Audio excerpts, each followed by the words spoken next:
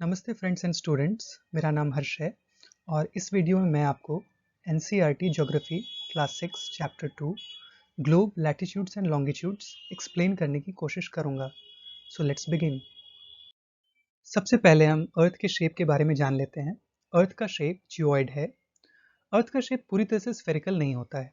जब हम अर्थ के शेप को ध्यान से देखेंगे तो हम पाएंगे कि अर्थ साइड्स में तो बल्जी होता है, स्फेरिकल होता है, लेकिन जब हम नॉर्थ पोल और साउथ पोल को देखेंगे तो हम पाएंगे कि अर्थ पोल्स पे फ्लैटेंड होता है। इसी वजह से हम इसे स्फेरिकल नहीं बोल सकते हैं।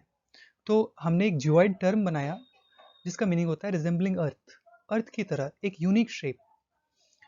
अर्थ को समझने के लिए हमने एक ग्लोब बनाया।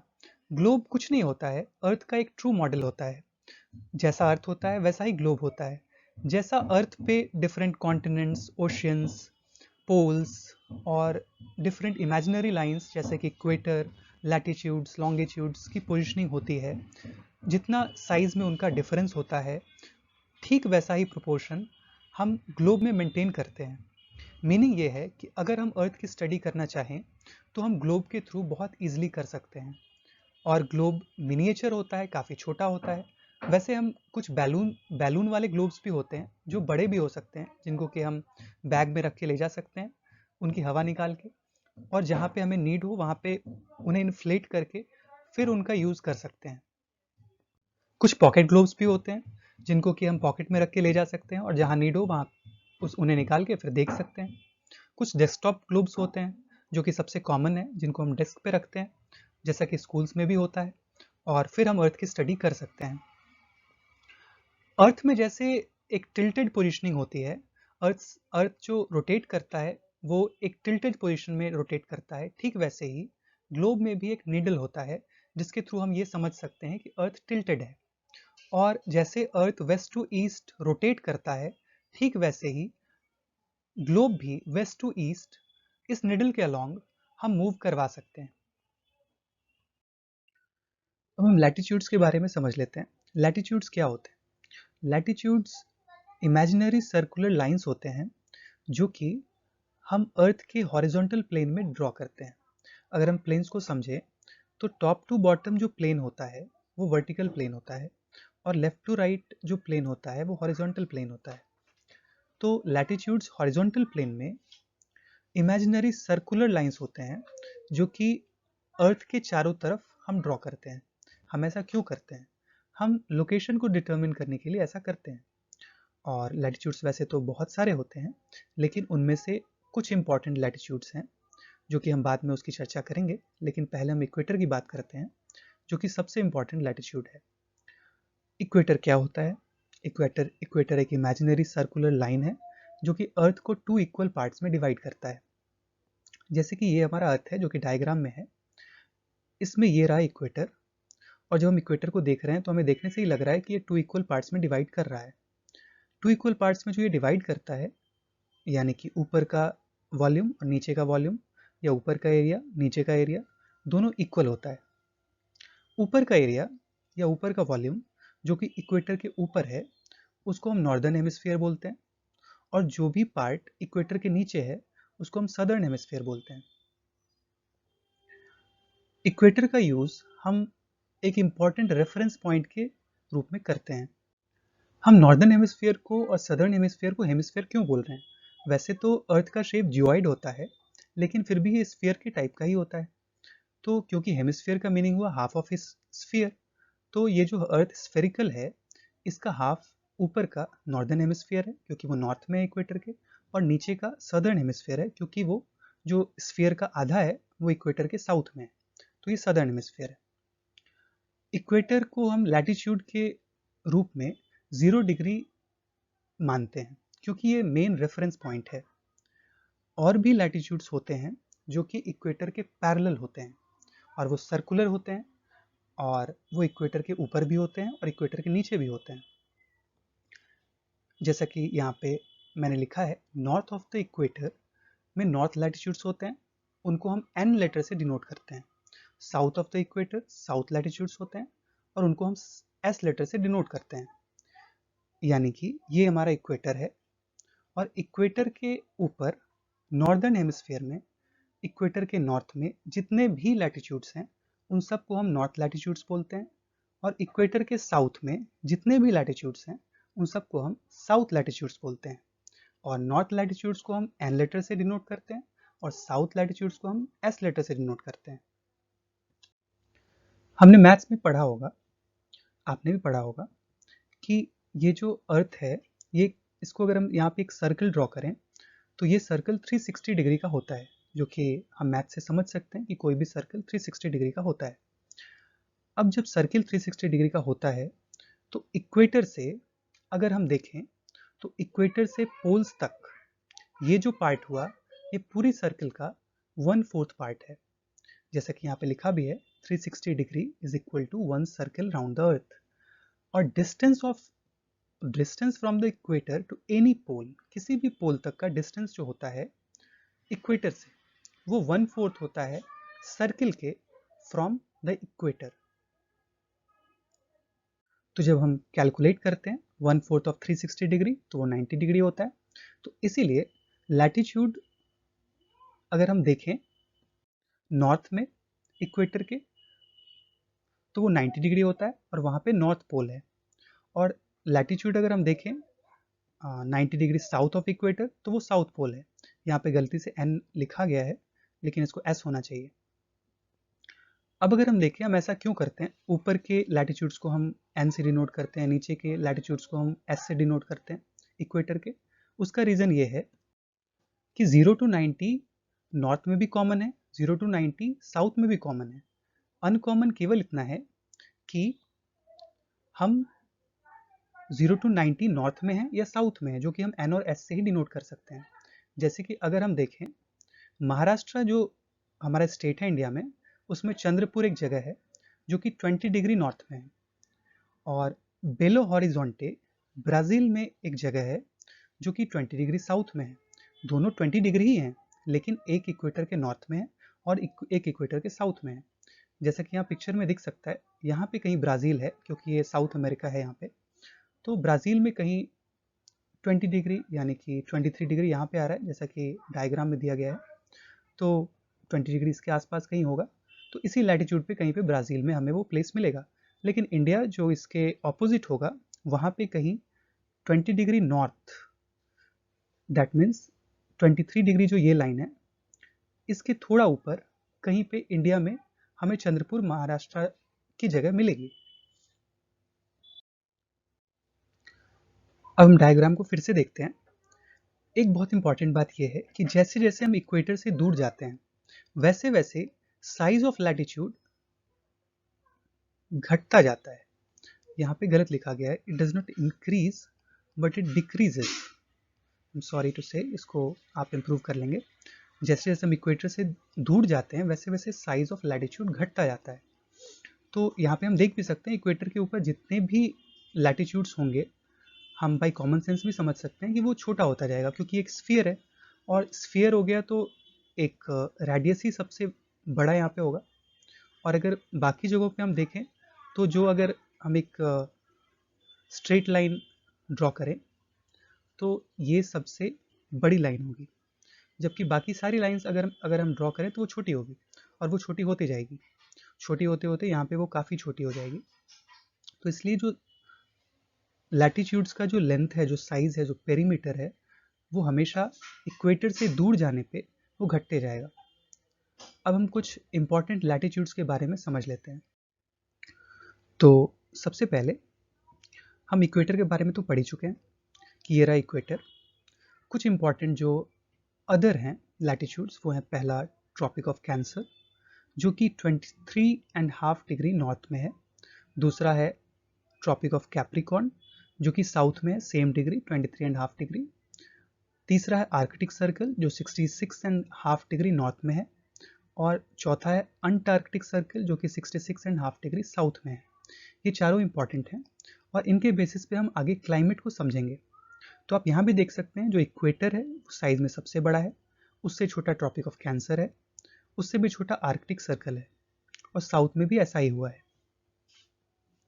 और मैंने ऊपर ये समझाने की कोशिश की थी कि केवल डिग्री जानने से हम लोकेशन के बारे में ज़्यादा कुछ पता नहीं कर सकते हैं, क्योंकि सेम डिग्री ऊपर भी है और सेम डिग्री नीचे भी है। जैसे कि आप देखें, ट्रॉपिक ऑफ कैंसर 23.5 डिग्री है, ट्रॉपिक ऑफ कैप्रिकॉर्न ये भी 23.5 डिग्री है, लेकिन एक नॉर्थ में और एक साउथ में। दैट मीन्स अगर ट्रॉपिक ऑफ कैंसर के अलॉन्ग कोई भी लोकेशन होगा तो वो इक्वेटर से नॉर्थ की तरफ 23.5 डिग्री होगा, जबकि अगर ट्रॉपिक ऑफ कैप्रिकॉर्न के अलॉन्ग कोई भी लोकेशन होगा तो वो 23.5 डिग्री साउथ में होगा। तो हमें लोकेशन जानने के लिए वैसे तो केवल लैटिट्यूड से भी हम पता नहीं कर सकते हैं, लेकिन फर्स्ट स्टेप यही है कि लैटिट्यूड में हमें ये भी पता होना चाहिए कि केवल डिग्री नहीं, नॉर्थ है या साउथ है, किस हेमिस्फीयर में है, ये पता करना ज़रूरी है। और ये बात तो हम जानते हैं कि एक पोल नॉर्थ पोल है जो कि नॉर्थ डायरेक्शन में है, और दूसरा पोल साउथ पोल है जो कि साउथ डायरेक्शन में है। अब हम हीट जोन्स के बारे में पढ़ लेते हैं। हीट जोन्स क्या होते हैं? जब हीट जोन्स की बात हो रही है अर्थ की, तो हीट के बेसिस पे अर्थ को हम डिवाइड करते हैं डिफरेंट रीजन्स में, कि किसी रीजन में ज़्यादा हीट है, कहीं पे कम गर्मी है, कहीं पे बहुत ज़्यादा ठंड है। तो क्योंकि हमारे अर्थ पे हीट का एकमात्र सोर्स सन है, तो सन के बेसिस पर ही हीट कहीं पे ज़्यादा होगी और कहीं पे कम। तो हम इस डायग्राम में देख सकते हैं, सन के डायरेक्ट रेज इक्वेटर के आसपास के रीजन में पड़ रहे हैं। जैसे कि यहाँ पे जो सनरेज हैं वो बिल्कुल डायरेक्ट हैं, और कहाँ पे डायरेक्ट है, तो इक्वेटर से लेके ट्रॉपिक ऑफ कैंसर तक और इक्वेटर से लेके ट्रॉपिक ऑफ कैप्रिकॉर्न तक। ये इक्वेटर के आसपास का रीजन बहुत गर्म होता है क्योंकि सन की डायरेक्ट रेज यहाँ पे पड़ रहे होते हैं। वहीं ट्रॉपिक ऑफ कैंसर से लेके नॉर्थ पोल तक और ट्रॉपिक ऑफ कैप्रिकॉर्न से लेके साउथ पोल तक का जो रीजन होता है, वहाँ पे सन की रेज की जो एंगल होती है वो घटती जाती है, धीरे धीरे घटती जाएगी। और इस कारण से क्या होता है कि जो हीट है वो कम होता जाएगा और रीजन ज़्यादा से ज़्यादा कोल्ड होता जाएगा। इसी वजह से जो पोलर जोन्स हैं वहाँ बहुत ज़्यादा ठंड होती है, हमेशा बर्फ़ जमी होती है। तो सन के हीट के डिस्ट्रीब्यूशन के बेसिस पे अर्थ पे डिफरेंट हीट जोन्स हैं और उन्हीं को हमें पढ़ना है, जिनमें कि पहला हीट जोन है टॉरिड जोन। टॉरिड जोन क्या होता है? टॉरिड जोन वो रीजन होता है जो कि ट्रॉपिक ऑफ कैंसर से लेके ट्रॉपिक ऑफ कैप्रिकॉर्न के बीच में होता है, यानी कि सारे लैटिट्यूड्स जो ट्रॉपिक ऑफ कैंसर से लेके ट्रॉपिक ऑफ कैप्रिकॉर्न के बीच में है, वो सब कहाँ पे आते हैं? टॉरिड जोन में। जैसा कि आप इस डायग्राम में देख सकते हैं, ये रहा tropic of cancer 23.5 degree north, और ये रहा tropic of capricorn 23.5 degree south. इन दोनों के बीच में ये जो रीजन है ये टॉरिड जोन है, जो कि इक्वेटर के दोनों तरफ है। यहाँ क्या होता है, तो मिड डे सन, दोपहर का जो सूर्य है, वो कभी न कभी साल में कभी न कभी सर के ठीक ऊपर ज़रूर होता है। सर के ठीक ऊपर से क्या मतलब है कि यहाँ पे डायरेक्ट सनरेज पड़ रही होती है साल में कभी न कभी, और यहाँ पे सबसे ज़्यादा गर्मी होती है, सन सबसे ज़्यादा हीट यहीं पे रिलीज़ करता है। तो वर्ल्ड की जितनी भी कंट्रीज़ हैं जो कि बहुत ज़्यादा गर्म हैं, वो सब इसी रीजन में पाई जाती हैं, इक्वेटर के दोनों तरफ। दूसरा रीजन है टेम्परेट जोन। टेम्परेट जोन क्या होता है, तो ट्रॉपिक ऑफ कैंसर से लेके आर्कटिक सर्किल तक का जो जोन है, जो एरिया है, उस एरिया को हम बोलते हैं नॉर्थ टेम्परेट जोन, क्योंकि नॉर्दर्न हेमिस्फीयर में है।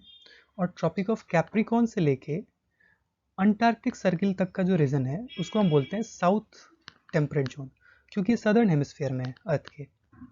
यहाँ क्या होता है, धीरे धीरे हमने पहले ही पढ़ लिया है कि जो सनरेज होती हैं वो स्लांटिंग होती जाती हैं, तो हीट कम होता जाता है। तो ऐसा कभी नहीं होता है कि मिड डे सन, दोपहर का सन, सर के ठीक ऊपर हो। और तो यहाँ पे टेम्परेचर बिल्कुल मॉडरेट होता है, न तो बहुत ज़्यादा गर्म होता है जैसा कि इक्वेटर के दोनों तरफ टॉरिड जोन में होता है, और न पोलर जोन जैसा बिल्कुल ठंडा होता है। हाँ, लेकिन वो ठंडा होता जाता है जैसे जैसे हम ट्रॉपिक ऑफ कैंसर से पोल्स की तरफ बढ़ेंगे या फिर ट्रॉपिक ऑफ कैप्रिकॉर्न से पोल्स की तरफ बढ़ेंगे, टेम्परेचर घटता जाएगा, क्योंकि सन की रेज की जो एंगल है वो कम होती जाती है, सन रेज स्लांटिंग होती जाती है, और सन के बेसिस पे हीट जोन्स होते हैं। आगे हम फ्रिजिड जोन के बारे में पढ़ते हैं। फ्रिजिड जोन कौन सा एरिया है? फ्रिजिड जोन आर्कटिक सर्किल से लेके नॉर्थ पोल तक का एरिया और अंटार्कटिक सर्किल से लेकर के साउथ पोल तक का एरिया, ये दोनों रीजन फ्रिजिड जोन है। एक तो सदर्न हेमिस्फीयर में और एक नॉर्दर्न हेमिस्फीयर में है। यहाँ पे क्या होता है, सन हॉराइजन से ऊपर ज़्यादा उठता ही नहीं है, इस वजह से ये बहुत ज़्यादा स्लांटिंग सन रेज है। सन का जो रे का जो एंगल है वो काफ़ी कम हो गया है, तो बहुत ज़्यादा ठंड रहती है यहाँ पे। और ये पृथ्वी का सबसे ठंडा इलाका है present zone. North pole south pole हमेशा जमी हुई रहती है बर्फ़ यहाँ पे। तो यही 3 जोन्स हैं जो हमें इस चैप्टर में पढ़ना है। अब हम लॉन्गिट्यूड्स के बारे में कुछ जान लेते हैं। लॉन्गिट्यूड्स क्या होते हैं ये जानने से पहले ज़्यादा इम्पॉर्टेंट ये है कि हम ये जान लें कि लॉन्गिट्यूड्स की नीड क्यों होती है। जैसे कि लैटिट्यूड्स के बेसिस पे हम ये बता सकते थे कि कौन सी जगह इक्वेटर जो हमारा रेफरेंस लाइन था उससे कितना नॉर्थ है और कितना साउथ है। लेकिन केवल नॉर्थ या साउथ बताने से हम एग्जैक्ट लोकेशन किसी जगह की नहीं बता सकते। जैसे कि एग्जाम्पल है जो एनसीईआरटी में दिया है, प्रयागराज इंडिया में है और पाकिस्तान में हैदराबाद है। ये दोनों अलग अलग जगह है, लोकेशन दोनों की अलग अलग है, लेकिन फिर भी दोनों का लैटिट्यूड सेम है, 25 डिग्री 25 मिनट्स नॉर्थ। तो हम यहाँ पे देख रहे हैं कि केवल लैटिट्यूड के बेसिस पे हम एग्जैक्ट लोकेशन तो नहीं बता पा रहे हैं, क्योंकि नॉर्थ या साउथ नहीं, इसके साथ साथ ईस्ट और वेस्ट भी बताना होगा कि कौन सी जगह किसी एक रेफरेंस लाइन से कितना ईस्ट है और कितना वेस्ट है। तो लॉन्गिट्यूड्स क्या करती है, ईस्ट और वेस्ट लोकेशन डिटर्मिन करती है। तो लॉन्गिट्यूड्स भी कुछ इमेजिनरी लाइंस हैं, जैसे कि हमारा लैटिट्यूड्स था, जो लोकेशन डिटर्मिनेशन में हमें हेल्प करती है। अब हम ये जान लेते हैं कि लॉन्गिट्यूड्स क्या होते हैं। तो लॉन्गिट्यूड्स कुछ रेफरेंस लाइन है जो कि पोल, जैसे कि यहाँ पे नॉर्थ पोल है और यहाँ पे साउथ पोल है, तो एक पोल से दूसरे पोल की तरफ वर्टिकल प्लेन में हम ड्रॉ करते हैं। यही यही लाइंस हमारी कहलाती हैं लॉन्गिट्यूड्स।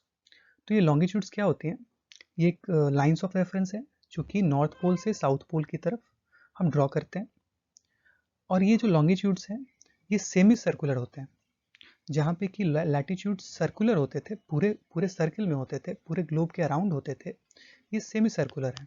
यानी कि ये नॉर्थ पोल से साउथ पोल की तरफ तो जाते हैं, लेकिन इसके ठीक सामने अगर कोई लाइन है वो अलग लाइन है, वो उसका पार्ट नहीं है। जैसे कि यहाँ पे ये हमारा प्राइम मेरिडियन है, ये 0 डिग्री है, तो ये नॉर्थ पोल से साउथ पोल की तरफ का लाइन है। लेकिन इसके ठीक ऑपोजिट जो है, जो कि यहाँ कहीं पे होगा, ये लाइन जो पूरे ग्लोब में घूम रहा है सेमी सर्कुलरली, ये इसके सामने है, ये 180 डिग्री ईस्ट या वेस्ट दोनों सेम ही होता है। 180 डिग्री में ना ईस्ट माना जाता है ना वेस्ट, वो सेम होता है दोनों के लिए। तो ये एक डिफरेंट लाइन है, तो ये सेमी सर्कुलर होता है, जबकि लैटिट्यूड सर्कुलर होता था। दूसरी बात एक इंपॉर्टेंट है डिफरेंस, कि जो लैटिट्यूड है उनका लेंथ इक्वल नहीं होता था। जैसे कि इक्वेटर सबसे बड़ा होता है, यहाँ भी आप देख सकते हैं इस ग्लोब में इसका लेंथ सबसे बड़ा है। सॉरी, लाइन्स इधर उधर जा रही हैं, लेकिन आप समझ सकते हैं कि मैं क्या बताने की कोशिश कर रहा हूँ। तो ये जो इक्वेटर है सबसे बड़ा है, वहीं आप देख लीजिए 60 डिग्री नॉर्थ की जो लाइन है ये भी लैटिट्यूड है, लेकिन इक्वेटर से काफ़ी छोटी है, क्योंकि अर्थ का शेप ही वैसा होता है। लेकिन अगर हम लॉन्गिट्यूड्स की बात करें तो लॉन्गिट्यूड सारे के सारे लॉन्गिट्यूड सेम लेंथ के होते हैं, चाहे वो प्राइम मेरिडियन हो 0 डिग्री जो कि मेन रेफरेंस है, या फिर कोई और लॉन्गिट्यूड हो, ये सब के सब सेम लेंथ के होते हैं। अब एक और बात जो डिफरेंट है दोनों में, लैटिट्यूड और लॉन्गिट्यूड में, कि जो लॉन्गिट्यूड है, लॉन्गिट्यूड अगर दो लॉन्गिट्यूड की बात करें, किसी दो को हम ले लें, जैसे कि पहले मैं यहाँ पे रब कर देता हूँ फिर बताता हूँ। अगर हम दो लॉन्गिट्यूड ले लें, जैसे कि हमने ये प्राइम मेरिडियन ले लिया जस्ट सपोज, और दूसरा लॉन्गिट्यूड हमने ले लिया ये 60 डिग्री, सॉरी 30 डिग्री ईस्ट। तो ये जो दो लॉन्गिट्यूड हैं, यहाँ पे हम क्लियरली देख सकते हैं कि इक्वेटर के पास इन दोनों में जो डिफरेंस है वो काफ़ी ज़्यादा है, जबकि जैसे जैसे हम पोल्स की तरफ बढ़ रहे हैं वैसे वैसे इन दोनों का डिफरेंस घटता जा रहा है, और जहाँ पे पोल्स हैं वहाँ पे दोनों मिल गए हैं। तो एक इम्पॉर्टेंट प्रॉपर्टी जो लॉन्गिट्यूड की होती है कि पोल्स पे सारे के सारे लॉन्गिट्यूड्स मिल जाते हैं, और इक्वेटर से पोल्स की तरफ बढ़ने में दोनों के बीच जो डिफरेंस है, जो डिस्टेंस है, वो घटता जाता है। जबकि हम लैटिट्यूड्स को याद करें तो लैटिट्यूड्स सब के सब, मतलब जैसे इक्वेटर और 20 डिग्री नॉर्थ की बात करें तो दोनों के बीच जो डिफरेंस है वो हमेशा इक्वल होता था, वो डिफरेंट नहीं था, और दो लैटिट्यूड्स कहीं मिलते भी नहीं थे। यही बात यहाँ पे लिखी है कि distance between them decreases polewards and become zero at poles. अब एक बात इंपॉर्टेंट ये है कि हम लॉन्गिट्यूड्स को मेरिडियंस ऑफ लॉन्गिट्यूड बोलते हैं, और चाहे वो लैटिट्यूड हो या लॉन्गिट्यूड हो, हम अगर डिस्टेंस मेज़र करें तो वो डिग्री में ही मेज़र करते हैं। जैसे कि 1 डिग्री, और ये कुछ वैल्यूज़ हैं जो याद रखनी होगी। 1 डिग्री 60 मिनट के बराबर होता है और 1 मिनट 60 सेकंड के बराबर होता है। आप यहाँ पे देख भी सकते हैं, जो भी वैल्यू है यहाँ पे 60 डिग्री नॉर्थ है, 80 डिग्री नॉर्थ है जो कि लैटिट्यूड की वैल्यू है, जबकि 60 डिग्री ईस्ट है, 30 डिग्री वेस्ट है जो कि लॉन्गिट्यूड की वैल्यू है। सब डिग्रीज में है, और डिग्री से छोटा यूनिट मिनट है जो कि 60 मिनट है 1 डिग्री के बराबर, और 1 मिनट 60 सेकंड के बराबर है। जैसे कि लैटिट्यूड में इक्वेटर एक मेन रेफरेंस लाइन होता है जो कि ये है, 0 डिग्री माना जाता है। वैसे लॉन्गिट्यूड में भी एक मेन रेफरेंस लाइन है जिसको कि हम प्राइम मेरिडियन बोलते हैं। तो मेन रेफरेंस लाइन को हम प्राइम मेरिडियन बोलते हैं, जो कि 0 डिग्री को डिटर्मिन करता है, क्योंकि रेफरेंस तो हमेशा 0 ही मानते हैं, चाहे वो इक्वेटर हो या प्राइम मेरिडियन हो। यहाँ पे आप मैप में भी देख सकते हैं कि ग्लोब पे यहाँ पे दिख रहा है, ये हमारा प्राइम मेरिडियन है जिसको कि ब्लिंकिंग लाइन से दिखाया गया है। तो ये 0 डिग्री है। अब हम यहीं से डिटर्मिन करते हैं कि कौन सी जगह कितनी ईस्ट है और कितनी वेस्ट है। जैसे कि ये वाला लाइन, ये जो 30 डिग्री ईस्ट है, ये वाला लाइन ये बताता है कि हम प्राइम मेरिडियन से 30 डिग्री ईस्ट में चल रहे हैं, और इस लाइन के अलॉन्ग जितनी भी जगह है, चाहे यहाँ पे हो या फिर यहाँ पे हो, ये सारी जगह 30 डिग्री ईस्ट लाइन पे ही है, और इसका लॉन्गिट्यूड का जो लोकेशन है वो 30 डिग्री ईस्ट ही है। हमने इसको जो मेन रेफरेंस माना है उसका रीज़न ये है कि यहाँ पे ब्रिटिश रॉयल ऑब्जर्वेटरी है जो कि अपने समय का बहुत फेमस सेंटर है साइंटिफिक इन्वेंशंस का, तो जो कि ग्रीनविच जगह है वहीं पे है। इसी बेसिस पे हमने इसको मेन रेफरेंस लाइन मान लिया है।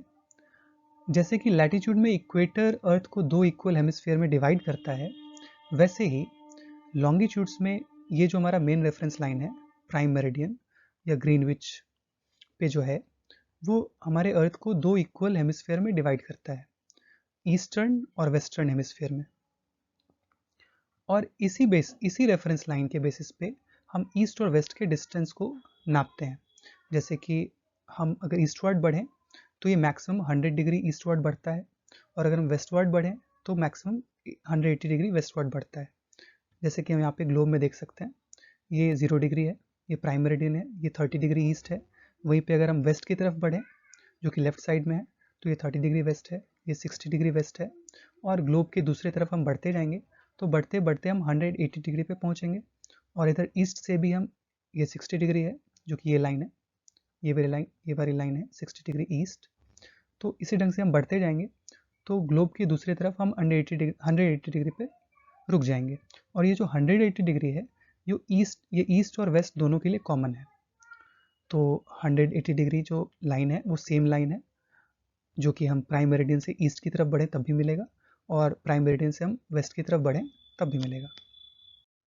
तो अगर हमें किसी जगह का लैटिट्यूड और लॉन्गिट्यूड दोनों का रेफरेंस पॉइंट मिल गया हो, तब हम बता सकते हैं कि उस जगह की एग्जैक्ट लोकेशन क्या है। तो अब हम नेक्स्ट स्लाइड में ये पढ़ेंगे कि लोकेशन डिटर्मिनेशन हम किस बेसिस पे करते हैं और कैसे करते हैं। इस पेज में हम ये समझने की कोशिश करेंगे कि किसी जगह का exact location on the basis of latitude and longitude हम कैसे कर सकते हैं। जैसे कि अभी अगर हम देखें तो ये हमारा मैप है जो कि ग्लोब का एक फ्लैटेंड फॉर्म है। अगर हम यहाँ पे देखें तो ये 0 डिग्री लैटिट्यूड है जो कि इक्वेटर है। तो ये जो हमारी लाइन हुई ये इक्वेटर की लाइन है, और ठीक ऐसे ही हमारे पास लॉन्गिट्यूड का भी एक रेफरेंस लाइन है जो कि 0 डिग्री है, ये प्राइम मेरिडियन है जो यहाँ से गुजर रहा है। अब हम ये समझते हैं कि किसी एक जगह का लोकेशन हम कैसे पता करेंगे। जस्ट सपोज कि अगर हमें सिर्फ ये बताया गया हो कि कोई एक जगह 20 डिग्री नॉर्थ पे है, तो हम क्या कर सकते हैं। 20 डिग्री नॉर्थ के बेसिस पे अगर हम पता करें तो इस लैटिट्यूड पे तो ये लाइन है जो कि 20 डिग्री नॉर्थ को डिटर्मिन कर रही है, तो इस बेसिस पे तो हम एग्जैक्ट लोकेशन पता नहीं कर पाएंगे, क्योंकि इस लाइन पे आप देख सकते हैं इंडिया में बहुत सारी जगह दिख रही है, और ये अफ्रीका है, यहाँ पे भी बहुत सारी जगह है। और आप इधर अगर अमेरिका की तरफ बढ़ें तो ये मेक्सिको और ये साउथ अमेरिका की कुछ पार्ट्स यहाँ भी है। तो इस बेसिस पे तो हम नहीं बता सकते हैं कि भाई एग्जैक्ट लोकेशन किसी एक जगह का। लेकिन अगर हमें ये बताया जाए कि इंडिया में कोई जगह है जो कि 20 डिग्री नॉर्थ लैटीट्यूड पे और 80 डिग्री ईस्ट लॉन्गिट्यूड पे है, तब हम बता सकते हैं। जैसे कि ये रहा 80 डिग्री ईस्ट, क्योंकि यहाँ पे देख रहे हैं आप ईस्टर्न हेमिस्फेयर को ये बता रहा है, तो 80 डिग्री ईस्ट है।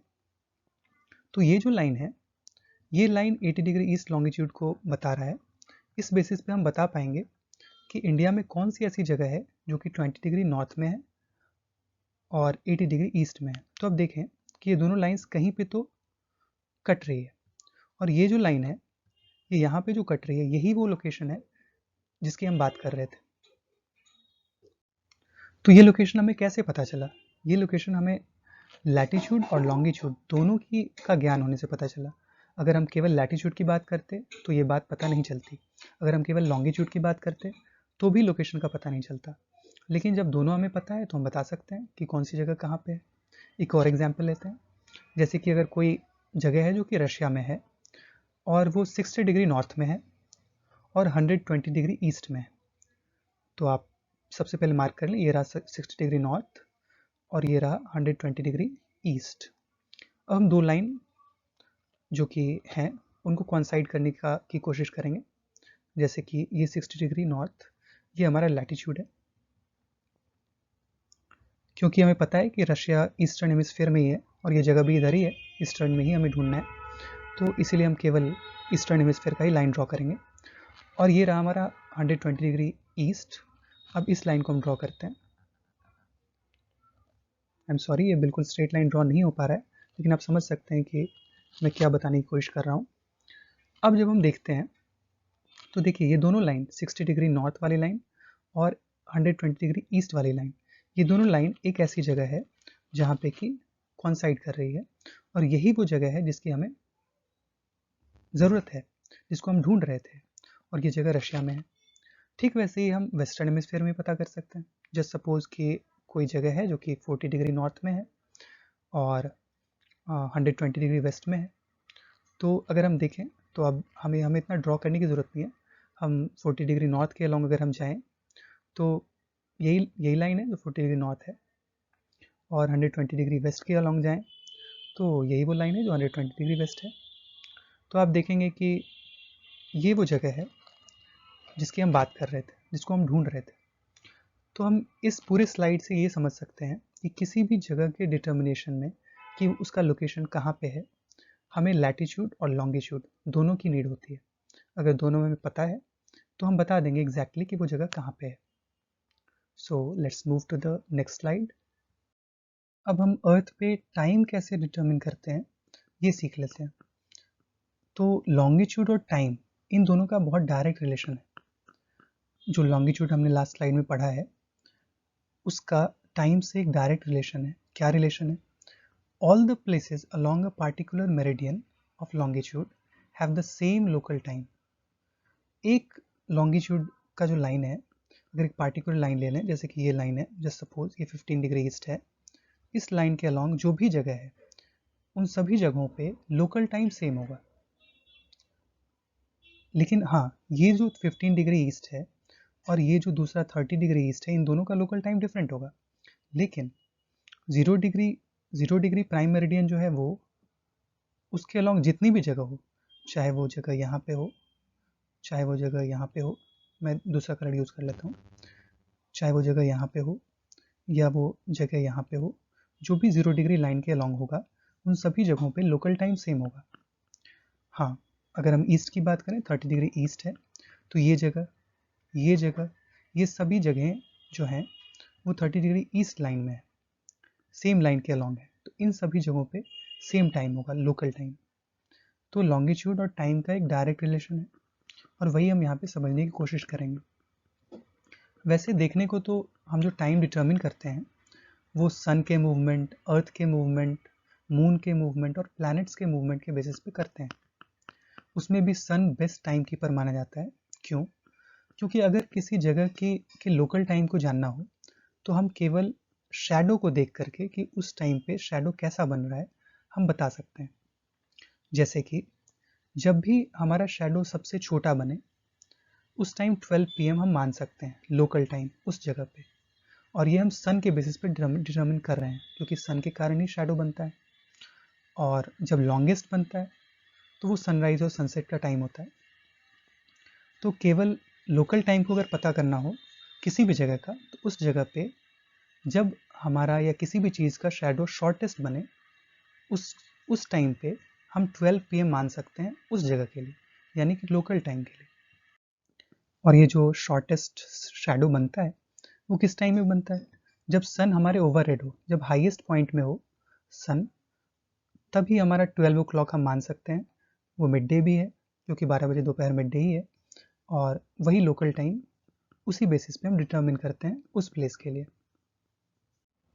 तो जो बात हमने अभी की वो 0 डिग्री लॉन्गिट्यूड प्राइम मेरिडियन पर भी लागू होता है। जब सन 0 डिग्री लॉन्गिट्यूड यानी कि प्राइम मेरिडियन पे हाईएस्ट पॉइंट में हो, उस टाइम में 0 डिग्री मेरिडियन पे मिड डे होता है या नून होता है, या हम कह सकते हैं 12 o'clock हो रहा होता है। अब हम टाइम डिफरेंस के बारे में जान लेते हैं कि टाइम डिफरेंस कैसा होता है। तो हम ये तो जानते ही हैं कि हमारा जो अर्थ है वो वेस्ट टू ईस्ट रोटेट करता है। तो इस बेसिस पे हम ये पता कर लेते हैं कि जो भी प्राइम मेरिडियन से ईस्ट वाली जगह है, जो भी जगह है, वो सब प्राइम मेरिडियन के लोकल टाइम से आगे होंगी, और जो भी जगह प्राइम मेरिडियन से वेस्ट में पड़ती हैं वो सब टाइम में पीछे होंगी। यानी कि जैसे 30 डिग्री ईस्ट के अलॉन्ग जितनी भी जगह हैं वो सब की सब 0 डिग्री जो कि प्राइम मेरिडियन है उसके टाइम से आगे होंगी लोकल टाइम में। और जैसे कि अगर हम वेस्ट में ले लें, 60 डिग्री वेस्ट की जो मेरिडियन है उसके अलॉन्ग जितनी भी जगह हैं उन सभी जगहों पे जो लोकल टाइम है वो प्राइम मेरिडियन के कंपैरिजन में पीछे होंगी। तो डिफरेंट प्लेसेस पे प्राइम मेरिडियन के अलॉन्ग जो प्लेसेस हैं उसके कंपैरिजन में डिफरेंस क्या होगा टाइम का, वो हम कैसे जानते हैं, वो कैलकुलेशन कैसे करते हैं। तो सबसे पहले तो हम ये जान लें कि अर्थ 360 डिग्री रोटेट करता है, पूरा एक रोटेशन जो कि 360 डिग्री के इक्वल होगा क्योंकि सर्कुलर रोटेशन है, वो 24 घंटे में करता है, 24 आवर्स में। इस बेसिस पे अगर हम 360 डिग्री को 24 से डिवाइड करें तो हमें ये पता चलता है कि 1 आवर में 15 डिग्री रोटेट करता है, और 1 डिग्री में 4 मिनट का डिफरेंस है। तो हम ये बता सकते हैं कि 1 डिग्री जैसे ही हम प्राइम मेरिडियन से आगे बढ़ते हैं, दैट मीन्स 1 डिग्री ईस्ट की तरफ बढ़ेंगे तो 4 मिनट्स आगे होगा टाइम। अगर 12 बज रहे हैं प्राइम मेरिडियन में, तो 1 डिग्री ईस्ट के मेरिडियन में वो 12 बज के 4 मिनट हो रहे होंगे। वहीं अगर हम वेस्ट की तरफ जाएं जो कि पीछे होता है टाइम में, तो 1 डिग्री वेस्ट में ठीक 12 बजे प्राइम मेरिडियन में अगर 12 बज रहा है तो 11 आवर्स 56 मिनट्स यानी कि 11 बज के 56 मिनट हो रहे होंगे। तो इसी ढंग से हम कैलकुलेट करते हैं। ये वैल्यू हमें याद होनी चाहिए कि 1 डिग्री 4 मिनट्स के बराबर होता है। इस बेसिस पे हम कहीं पे भी क्या टाइम होगा, अगर हम केवल प्राइम मेरिडियन का टाइम हमें पता हो तो दूसरी जगहों के टाइम के बारे में हम बता सकते हैं केवल 1 डिग्री इन 4 मिनट्स ये वैल्यू याद करके। एनसीईआरटी में कुछ वैल्यू दी गई है कि अगर हम 15 डिग्री ईस्ट लें, जैसे कि यहाँ पे बताया गया है कि 15 डिग्री अगर हम आगे बढ़ें तो 1 आवर टाइम डिफरेंस आता है। तो अगर हम 15 डिग्री ईस्ट की तरफ बढ़ें तो 1 बज जाएंगे अगर ग्रीनविच पे उस समय 12 बज रहे हो तो, और अगर हम 15 डिग्री वेस्ट की तरफ बढ़ें तो 11 ही बज रहा होगा अगर ग्रीनविच पे उस समय 12 बज रहे हो तो। वहीं अगर हम 180 डिग्री बढ़ें, चाहे ईस्ट से बढ़ें या वेस्ट से बढ़ें, वो लाइन तो सेम ही होती है, तो उस समय 12 बज रहे होंगे लेकिन मिडनाइट 12 बजे रात हो रहा होगा क्योंकि 12 घंटे का डिफरेंस आ रहा है। अगर हम 15 डिग्री पे 1 आवर का डिफरेंस आ रहा है, 15 into 12 is equal to 180 degree में 12 घंटे का डिफरेंस आ रहा है। तो जब यहाँ ग्रीनविच में 12 बज रहा होगा दिन का, वहीं 180 डिग्री के लॉन्गिट्यूड पे अलॉन्ग द लॉन्गिट्यूड वो 12 बज रहा होगा लेकिन रात का। Now let's learn something about standard time. Standard time क्या होता है और हमें इसकी नीड क्यों होती है। जैसा कि हमने पढ़ा है लॉन्गिट्यूड्स के बारे में कि एक पर्टिकुलर लॉन्गिट्यूड के अलॉन्ग लोकल टाइम सेम होता है। चाहे वो कोई भी जगह हो, उस लॉन्गिट्यूड के अलॉन्ग सभी जगहों पे लोकल टाइम सेम होगा। लेकिन बहुत सारी कंट्रीज ऐसी हैं जिनका कि लॉन्गिट्यूड का जो रेंज है वो काफ़ी बड़ा होता है, और हम ये भी जानते हैं कि लॉन्गिट्यूड में अगर हम 1 डिग्री भी आगे चले जाएं या 1 डिग्री पीछे चले जाएं तो करीब 4 मिनट का डिफरेंस होता है। अगर हम 15 डिग्रीज आगे चले जाएं या 15 डिग्रीज पीछे चले जाएं तो 1 आवर का डिफरेंस होता है। तो इसलिए वैसी कंट्रीज जिनका कि लॉन्गिट्यूडनल रेंज ज़्यादा है उनके लिए एक स्टैंडर्ड टाइम मेंटेन करना ज़रूरी होता है। जैसे कि इंडिया का लॉन्गिट्यूडनल रेंज जो है वो 68 डिग्री 7 मिनट्स ईस्ट से लेकर 97 डिग्री 25 मिनट्स ईस्ट तक है। यहाँ पे ये गलत लिखा है, ये वेस्ट नहीं ईस्ट होगा। इस कारण से करीब 30 डिग्री का डिफरेंस है अप्रॉक्सीमेटली हम लें तो 30 डिग्री डिफरेंस का मतलब हुआ कि करीब 2 आवर्स का डिफरेंस है। जैसा कि एनसीईआरटी में यहाँ पे दिया है कि 1 hour 45 minutes difference between Dwarka Gujarat, जो कि बिल्कुल वेस्टर्न एक्सट्रीम की तरह है, और डिब्रूगढ़ आसाम के बीच, तो करीब 1 घंटा 45 मिनट का डिफरेंस है, जो कि काफ़ी बड़ा डिफरेंस है। मैंने जो 2 आवर्स बताया था वो अप्रॉक्स वैल्यू था। ऐसे में अगर कोई पैसेंजर अगर द्वारका से चले 6 बजे सुबह में और वो डिब्रूगढ़ पहुँचे, तो ट्रेन को पहले तो बताना होगा कि 6 बजे स्टार्ट हुई ट्रेन, लेकिन डिब्रूगढ़ के हिसाब से तो वो 7:45 में स्टार्ट हुई है, क्योंकि वहाँ टाइम 1 आवर 45 मिनट्स आगे है, क्योंकि वो ज़्यादा ईस्ट में है और ईस्ट में टाइम बढ़ता है। तो ऐसे में तो प्रॉब्लम हो जाएगी ट्रेन के टाइम को बताने में भी, और भी बहुत सारी प्रॉब्लम्स आएंगी। इसलिए वैसे कंट्रीज़ जिनका रेंज काफ़ी बड़ा है लॉन्गिट्यूडनल, उनके लिए एक स्टैंडर्ड टाइम मेंटेन करना ज़रूरी होता है। और हमारे इंडिया का जो स्टैंडर्ड टाइम है वो लोकल टाइम जो सेंट्रल मेरिडियन है इंडिया का 82 डिग्री एंड 30 मिनट्स, उसी के लोकल टाइम को हम स्टैंडर्ड टाइम यहाँ का मानते हैं। वो इंडियन स्टैंडर्ड टाइम कहलाता है। 82 डिग्री एंड 30 मिनट्स हमने क्यों माना है, उसका रीज़न ये है कि करीब 30 डिग्री का डिफरेंस है दोनों एक्सट्रीम्स में, 68 degree 7 minutes east and 97 degree 25 minutes east में। 30 डिग्री का हाफ होता है 15 डिग्री, और क्योंकि 15 डिग्री हाफ हो रहा है तो अगर हम 15 यहाँ से ऐड करें तो वो करीब 83 के पास जा रहा है, और अगर हम 97 में से 15 घटाएं तो वो भी 82 के आगे जा रहा है। तो इस बेसिस पे हम 82 डिग्री 30 मिनट्स जो सेंटर में है मेरिडियन इंडिया के, उसको हम स्टैंडर्ड मेरिडियन मान रहे हैं, और उसी के बेसिस पे वहाँ के लोकल टाइम को हम इंडियन स्टैंडर्ड टाइम मानते हैं। इंडिया का जो स्टैंडर्ड टाइम है वो ग्रीनविच मीन टाइम जो 0 डिग्री मेरिडियन पे है उससे करीब 5.5 आवर्स आगे है। इसका क्या रीज़न है?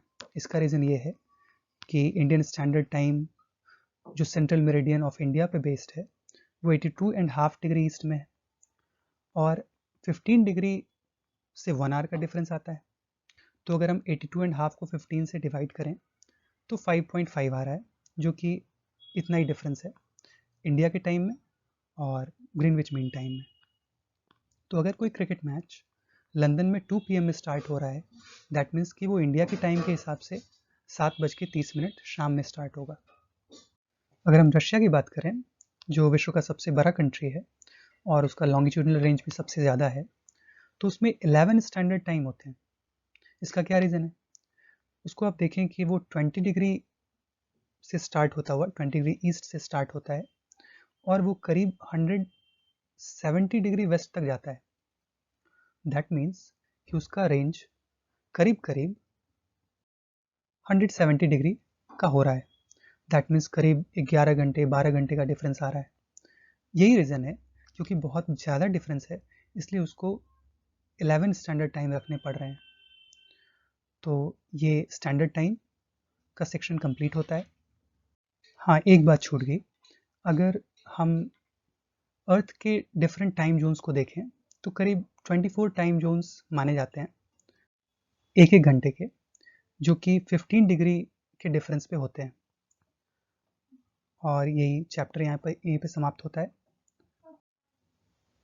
Thank you all the listeners and learners. अगर आपको ये वीडियो अच्छा लगे तो इस चैनल को सब्सक्राइब करें, वीडियो को लाइक करें, शेयर करें, और अगर आपको कुछ इम्प्रूवमेंट चाहिए हो तो आप कमेंट सेक्शन में बताएं। Thank you again.